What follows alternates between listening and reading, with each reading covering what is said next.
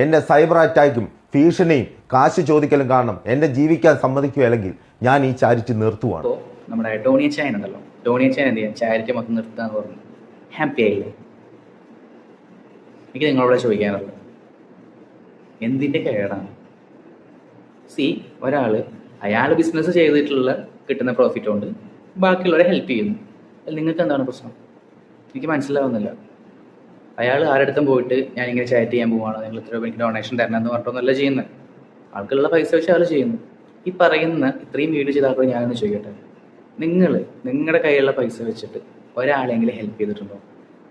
ഒരാൾക്കെങ്കിലും അടുത്ത് ഫുഡ് മേടിച്ചു കൊടുത്തിട്ടുണ്ടോ?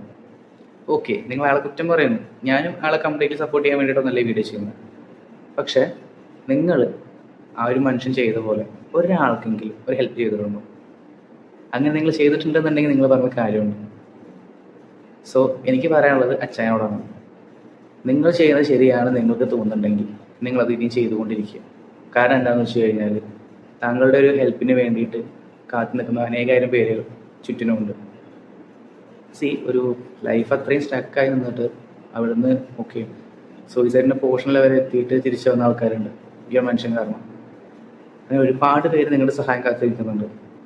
സോ താങ്കൾ ചാറ്റ് നിർത്തി കഴിഞ്ഞാൽ അവർക്കൊക്കെയാണ് അത് എഫക്റ്റ് ആവുക. ആരെന്തോ പറഞ്ഞോട്ടെ, നിങ്ങൾക്കറിയാം നിങ്ങൾ ചെയ്ത് ശരിയാണോ തെറ്റാണോ എന്നുള്ളത്. ആ ഒരു ബോധ്യം നിങ്ങൾക്ക് ഉണ്ടായാൽ മതി.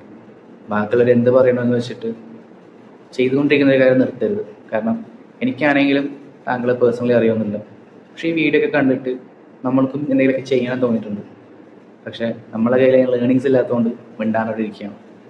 സോ നിങ്ങൾക്ക് ചെയ്യാനുള്ള ക്യാപ്പബിലിറ്റി ഉണ്ട്. സോ ഇനി ചെയ്യുക. അല്ലാണ്ട് ആരെങ്കിലും വന്ന് എന്തെങ്കിലും പറയുമ്പോൾ ഇതൊക്കെ നിർത്താന്ന് വെച്ചിട്ട് അതൊരു കാര്യമില്ല.